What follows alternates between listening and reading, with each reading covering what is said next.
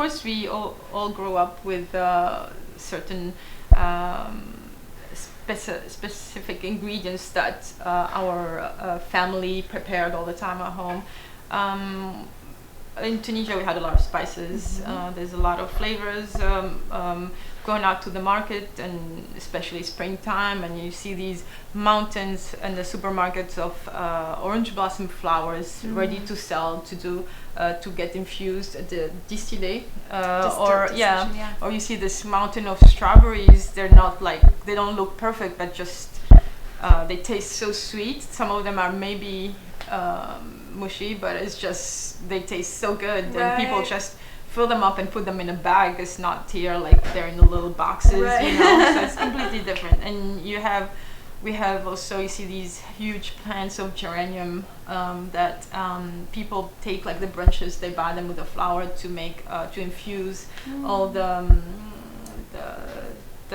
leaves to make the water, geranium water, also for the orange blossom. So these are flavors I grew up with, and also it's been processed in my family too. So I have to have a little touch in them in my desserts, including spices, of course. Yeah. That's incredible. So when you were a child, would you experiment with different flavors, and did you have a knack for cooking, and especially dessert, from an early age? I remember very well that I always had I always made something at home by myself. I think I mentioned it before. I always made crepes on my own. I was really young. Exactly the age I cannot tell you, but I know I was using the stove really early. Wow, you were I made called to it. I made crepes on my own. When I get hungry, I just What would you put inside them? It's just like eggs, sugar, milk. So you would just make butter and would you flour. Fill it with like Nutella or fruit or something? Sometimes it's just like almond, toasted almonds on the top, you know.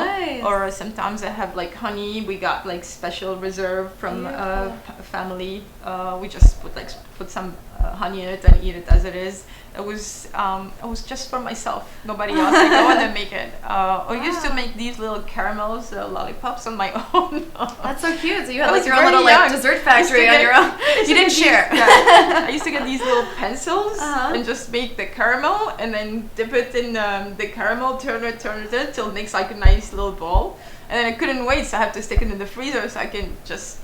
That's amazing. Would you share the goods with your family or friends? It was just for you? It was for me, only for me. I see, but that's amazing at such an early age that you had this inclination. Yeah. It's my mom always prepared these big meals at home, and always the weekends we have like a lot of friends coming over because they know that, oh, your mom, what is she cooking today? What's cool. for desserts today? My mom is always she started cooking very late in her age, because my grandmother used to do everything.